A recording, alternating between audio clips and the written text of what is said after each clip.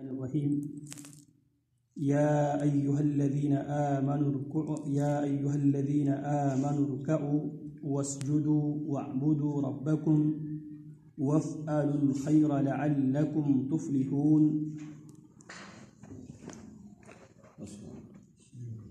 نماز میں تکبیر تحریمہ کے بعد دعائے استفتاح کے بعد تعوذ، اور اس کے بعد سورہ الفاتحہ کے بعد دوسری قرات، اور قرات کے بعد سکتہ کے بعد نبی اکرم صلی اللہ علیہ وسلم رکوع جانے کا طریقہ کار. قرآن مجید میں اللہ رب العالمین نے حکم دیا یا ایھا الذین آمنوا ارکعوا، اے ایمان والو رکوع کیا کرو، واسجدوا اور سجدہ کیا کرو، واعبدوا ربکم رکوع اور سجدہ کرتے ہوئے اپنے رب کی عبادت کیا کرو، وافعلوا الخیر اور خیر کے کاموں کو چن کے کیا کرو، لعلکم تفلحون فائدہ کیا ہوگا، شاید کہ تمہیں کامیابی مل جائے، شاید کہ تم فلاح پائے. تو نبی اکرم صلی اللہ علیہ وسلم کی جو نماز ہے، جس نماز کی طرح نماز پڑھنے کا امت کو حکم دیا گیا ہے، جیسا کہ جناب مالک ابن حویرث رضی اللہ تعالی عنہ کی مشہور حدیث ہے جو عموماً ہم سنتے رہتے ہیں. جناب مالک ابن حویرث رضی اللہ تعالی عنہ بیان کرتے وہ مختصر حدیث کا جو ٹکڑا ہے وہ عموماً ہم سنتے رہتے ہیں. اس میں نبی علیہ السلام نے فرمایا صلوا کما رأیتمونی اصلی، جا کے اپنے قبیلے میں جانے کے بعد اسی طرح نماز پڑھو جس طرح مجھے نماز پڑھتے ہوئے تم نے دیکھا ہے. اور اسی طرح نماز اذان کے ضمن میں ہم یہ بات پڑھ آئے ہیں، حی علی الصلاۃ سے مراد یہاں پہ الصلاۃ الف اور لام لگانے کے بعد یہاں پہ الحی علی الصلاۃ سے مراد وہ مخصوص نماز ہے جو نبی اکرم صلی اللہ علیہ وسلم پڑھا کرتے تھے، کیونکہ آپ علیہ السلام سے پہلی جو امتیں ہیں وہ بھی نماز پڑھتے تھے. اسی طرح مشرکین مکہ کے لوگ بھی نماز کے نام پہ کچھ حرکتیں کیا کرتے تھے، جسے قرآن مجید نے کوٹ کیا ہے وما کان صلاتهم عند البیت الا مکعا وتصدیہ. وہ ان کی نماز کیا ہوتی تھی مشرکین مکہ کے؟ الا مکعا وتصدیہ، یہ تالیاں بجانا، سیٹیاں بجانا، اس کو وہ نماز کے عنوان دیتے تھے مشرکین مکہ. لہٰذا ہمیں ایک خاص قسم کی نماز پڑھنے کا حکم دیا. اسی لیے جب مؤذن اذان دیتا ہے تو اذان میں کہتا ہے حی علی الصلاۃ، آؤ اس خاص نماز کی طرف جس نماز کو محمد الرسول اللہ صلی اللہ علیہ وسلم آسمانوں میں جا کر رب العالمین سے لے کر آئے ہیں. اور جناب مالک ابن حویرث رضی اللہ عنہ فرماتے ہیں کہ نبی علیہ السلام نے ہمیں یہ حکم دیا صلوا کما رأیتمونی اصلی، اسی طرح نماز پڑھو جس طرح تم نے مجھے مدینہ میں نماز پڑھتے ہوئے دیکھا ہے. اب یہاں پہ نبی علیہ السلام کی جو نماز ہے وہ ہم پڑھ رہے تھے یرکع مکبرا رافعا یدیہ حذو منکبیہ او اذنیہ. اب یہ قرات اور قرات کے بعد سکتہ مکمل کرنے کے بعد نبی اکرم صلی اللہ علیہ وسلم رکوع کیا کرتے تھے مکبرا، اللہ اکبر کہتے ہوئے. یہ کل ہم پڑھائے ہیں. یہاں پہ اس تکبیر کو تکبیر انتقال کہا جاتا ہے. رافعا یدیہ حذو منکبیہ، دونوں ہاتھوں کو کندھے کے برابر اٹھاتے ہوئے، او اذنیہ یا کانوں کے لو تک اٹھاتے ہوئے، جائلا رأسہ حیال ظہرہ، اور نبی علیہ السلام اور رکوع کرتے وقت اپنے سر کو برابر رکھتے تھے، واضعا یدیہ علی رکبتیہ، نبی علیہ السلام اپنے دونوں ہاتھوں کو اپنے گھٹنوں پہ رکھا کرتے تھے، مفرقا اصابع یدیہ، اور رکوع کرتے وقت ہاتھ کی انگلیوں کو جدا اس طرح رکھا کرتے تھے، اس طرح نہیں، اس طرح رکھا کرتے تھے. لقولہ تعالی، اللہ رب العالمین کی اس قول کو مد نظر رکھتے ہوئے یا ایھا الذین آمنوا ارکعوا واسجدوا واعبدوا ربکم وافعلوا الخیر لعلکم تفلحون. ولحدیث ابی ہریرہ، اور امام ابو ہریرہ رضی اللہ تعالیٰ عنہ کی حدیث فی قصۃ مسیء الصلاۃ، نبی علیہ السلام کے پاس ایک آدمی آیا، آپ علیہ السلام نماز پڑھ کے فارغ ہوئے تھے. وہ آیا، آتے ہی آپ علیہ السلام پہ سلام کیا. آپ علیہ السلام اسے کہتا ہے ارجع فصلی فإنک لم تصلی، واپس جاؤ نماز پڑھ کے میرے پاس آنا، ابھی تک تو نے نماز پڑھا ہی نہیں ہے. وہ جاتے ہیں، پھر آتے ہیں، پھر جاتے ہیں، پھر آتے ہیں. بار بار یہ عمل ریپیٹ کرنے کے بعد آگے سے وہ کہنے لگا اللہ کے حبیب اس سے بہتر میں نماز پڑھ ہی نہیں سکتا. آج بھی ہمارے ہاں بدقسمتی سے یہ ہے، لوگوں کو فرض اور نفل نماز کے درمیان تفریق نہ کرنے کی وجہ سے، فرض نماز اور نفل نماز نوافل کے درمیان علم نہ ہونے کی وجہ سے یا سرے سے ہم نماز پڑھتے ہی نہیں ہیں. اگر ہم پڑھیں تو اس گنتی کو، اس تعداد کو مکمل کرنے کے لیے اس انداز میں نماز پڑھتے ہیں جس انداز کو نبی علیہ السلام نے نماز کے طور پہ اللہ کے نبی علیہ السلام قبول کرنے کے لیے بھی تیار نہیں تھے. مثال کے طور پہ آپ دیکھ لیں، ایک عام آدمی کے ذہن میں یہ بات بیٹھی ہوئی ہے، اس کو یہ بتایا گیا ہے کہ جب تک آپ 17 رکعت نہیں پڑھیں گے عشاء کی آپ کی نماز نہیں ہوگی. اب ایک آدمی ہے دن بھر کام کرتا رہا، تھکا ہوا آدمی ہے، جب وہ یہ دیکھتا ہے یار 17 رکعت یہ ساری تعداد میں نے مکمل کرنی ہے، یا تو وہ سرے سے نماز پڑھے گا نہیں.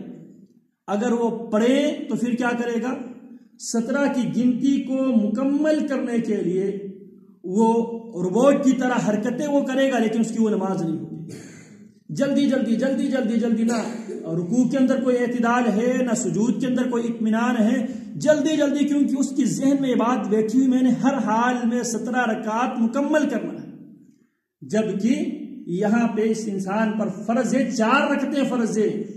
ان 4 رکعتوں کو نہ پڑھنے کی صورت میں وہ آدمی گناہگار ہوگا. باقی نمازیں وہ پڑھیں تو اس کے لیے ثواب ہے، نہ پڑھیں اس پر کسی قسم کا کوئی مواخذہ نہیں ہوگا.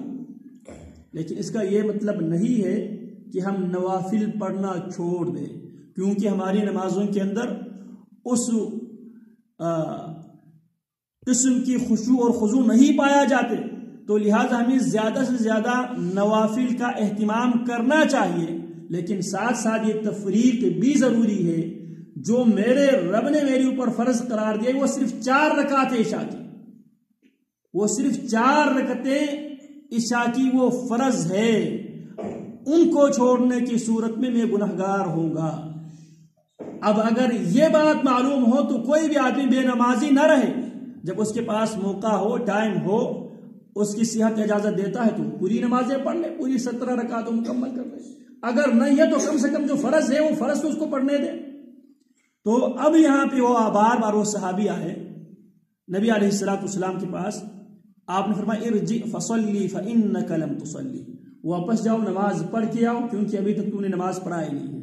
پھر گیا، پھر آیا، پھر گیا، پھر آپ نے بھیجا، پھر اسی بات کہنے لگا اللہ کے حبیب اس سے بہتر میں نماز پڑھ ہی نہیں سکتا، مجھے پتہ ہی نہیں ہے، آپ مجھے بتائیے. تو اس میں نبی علیہ السلام نے اس آدمی کو نماز سکھاتے پھر فرمایا تھا ثم ارکع حتی تطمئن راکعا.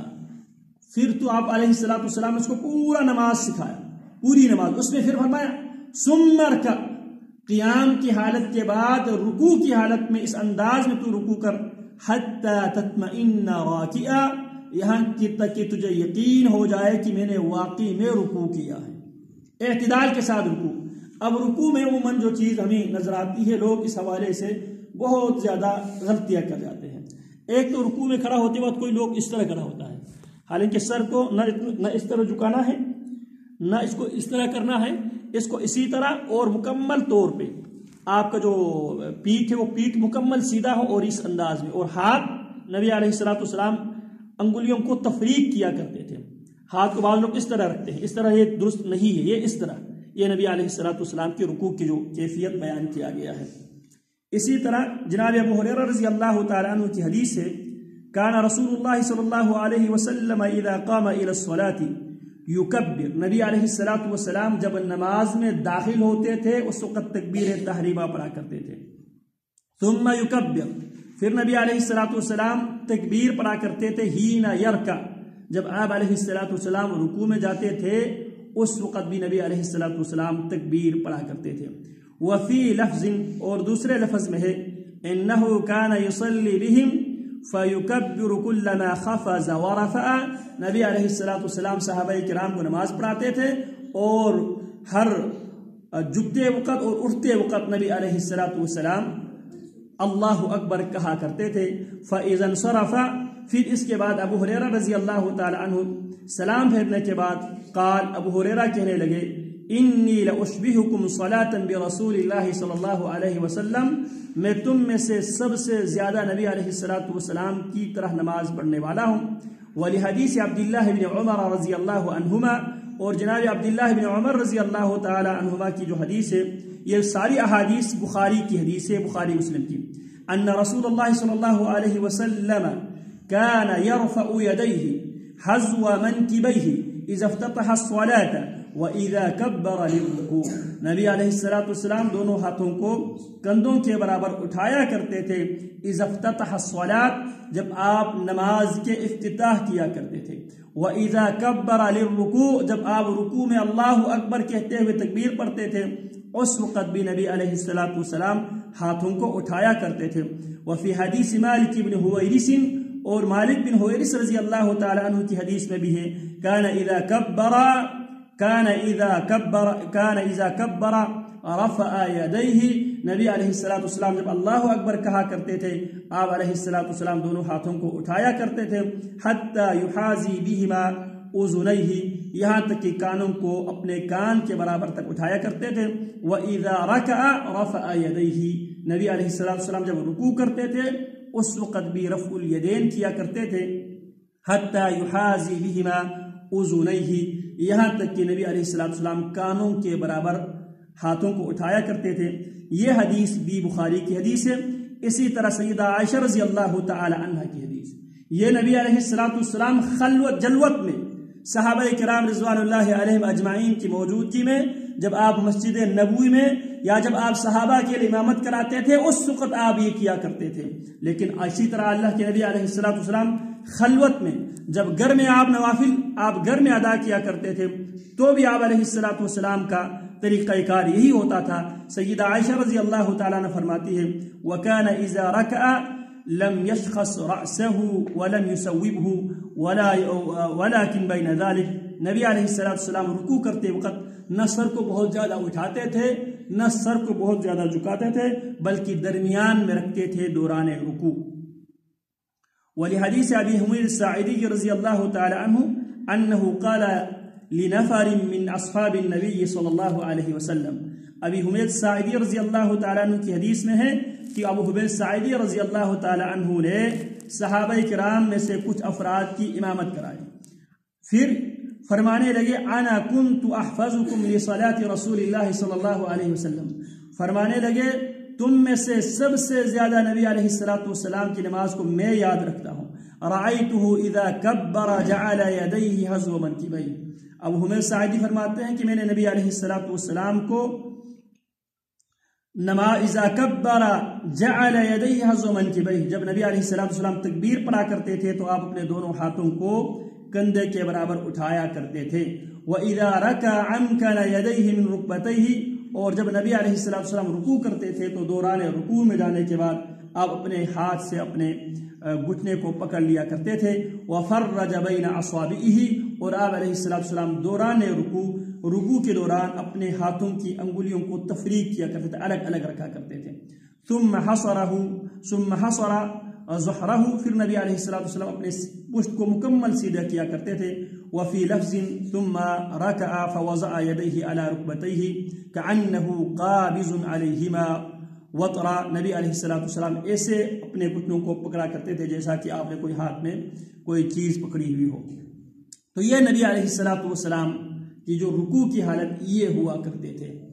رہی بات جو رفع الیدین کے حوالے سے امت کی اکثر کا عمل کیا ہے، رفع الیدین ہے۔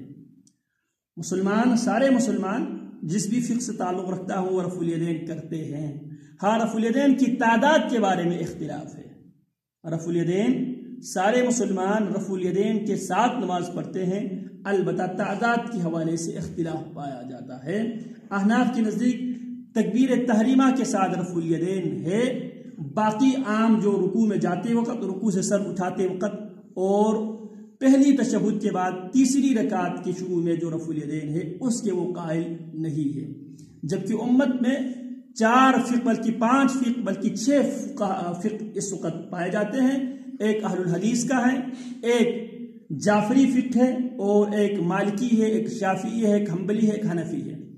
ان میں سے 5 جو فقہ ہے، جعفری بھی رفع الیدین کے قائل ہے، اہل الحدیث بھی رفع الیدین کے قائل ہے، مالکی بھی رفع الیدین کے قائل ہے، اور شافعی بھی رفع الیدین کے قائل ہے، اور حنبلی بھی رفع الیدین کے قائل ہے۔ امت کا اس میں عمل پایا جاتا ہے، اور اس حوالے سے جتنے بھی احادیث ہم نے آج پڑھے ہیں یہ سارے کے سارے صحیحین کی حدیث ہے، متفق علیہ کی حدیث ہے۔ اس سے پہلے ہم یہ بات عرض کر آئے ہیں، نماز میں سب سے بنیادی چیز ان تمام اختلافات کو سائڈ پہ رکھتے ہوئے نماز اصل بنیادی طور پر ہم اللہ رب العالمین کے سامنے عجز و انکساری کی مختلف شکلیں ہیں۔ عجز و انکساری کی مختلف شکلیں نماز ہیں، اور عجز و انکساری کی مختلف شکلوں میں سے اس وقت دنیا میں بھی جو مروج جو ایک شکل ہے وہ یہ ہاتھوں کو اٹھا دینا۔ جب ہمارے گھروں میں جب ڈاکہ ڈالنے کے لیے اللہ نہ کرے کسی کے گھر پہ آ جائے، گن پوائنٹ پہ جب وہ کسی کے گھر پہ ڈاکہ مارنے کے لیے آتا ہے، تو اس وقت اس کا بھی مطالبہ یہ ہوتا ہے کہ ہاتھ اٹھا لے۔ ہاتھ اٹھانے کا مطلب یہ ہے کہ میں اپنے آپ کو آپ کے سپرد کر چکا ہوں، جو تو کہے گا میں کرنے کے لیے تیار ہوں۔ ہاتھ اٹھایا ہوا ہے، وہ جو کچھ کہتا ہے ڈاکو جس نے آپ کی کان پٹی کے اوپر گن رکھا ہوا ہے، ہم ہاتھ جو ہے وہ گن دکھاتا ہے، ہم ہاتھ اٹھا لیتا ہے۔ ہاتھ اٹھانے کے بعد جو وہ کہتا ہے سو وہ ہم کرتے ہیں۔ تو یہاں پہ رفع الیدین بھی اور رکوع اور سجود یہ سارے کے سارے عجز و انکساری کی مختلف شکلیں ہیں، جس انداز میں ہم اللہ رب العالمین سے مانگنے کے لیے، اللہ رب العالمین سے اپنے مطالبات منوانے کے لیے ہم مختلف قسم کی شکلیں اختیار کرتے ہیں۔ تو ان اشکال میں سے ایک شکل رفع الیدین بھی ہے۔ اللہ رب العالمین ہمیں سنت کے مطابق نماز ادا کرنے کی توفیق عطا فرمائے۔ وصلی اللہ وسلم علی نبینا محمد وعلی آلہ وصحبہ۔